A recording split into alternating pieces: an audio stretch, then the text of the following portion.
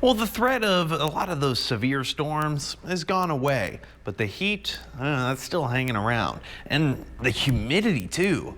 Ugh. 36%. Okay, it's a bit better than what it was earlier today. Still making it feel a bit warmer despite the wind. Certainly trying to make it feel just a little bit better, although the wind is also the reason why it's so warm.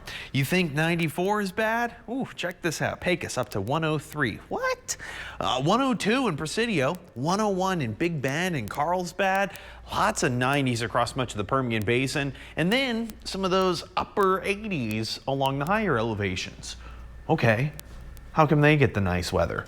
Oh, well, they're dealing with a couple of isolated thunderstorms. Non-severe. I'm not expecting severe weather. Believe it or not, the atmosphere is very primed for severe weather. We have high heat, we have high humidity, we got a lot of energy.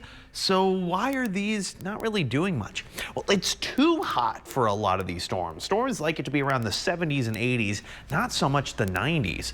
But hey, you know what? A little bit of beneficial rain, maybe a little strike of lightning. That is the only thing we need to worry about. Now, the Storm Prediction Center does have that level 1 severe risk, mainly up toward Andrews, Seminole, and Lamesa. But model data is not supporting a whole lot of development there. I'll keep my eye on it just in case anything happens. But I'll tell you this, I don't believe it. I'll believe it when I see it.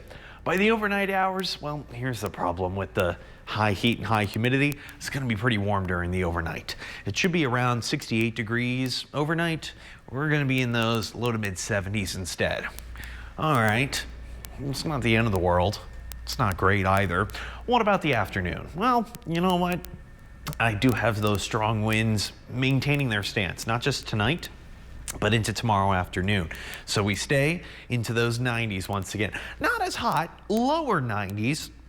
Have a bit more cloud cover. That's really going to be our saving grace. What about storm chances? Well, tonight, south-southeasterly wind staying strong, keeping us warm. Early morning, definitely a little bit more of that cloud cover, maybe even some of that early morning fog.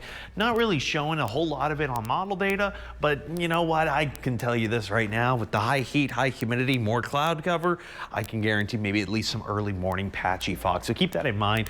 Thunderstorm chances, not really. As we go into Wednesday, all right, maybe a little bit near the high elevations, Mountain West, and then we head into the afternoon, evening, tries to move in from New Mexico to the northern basin, falls apart before it ever gets anywhere close to Midland, Odessa, Big Spring.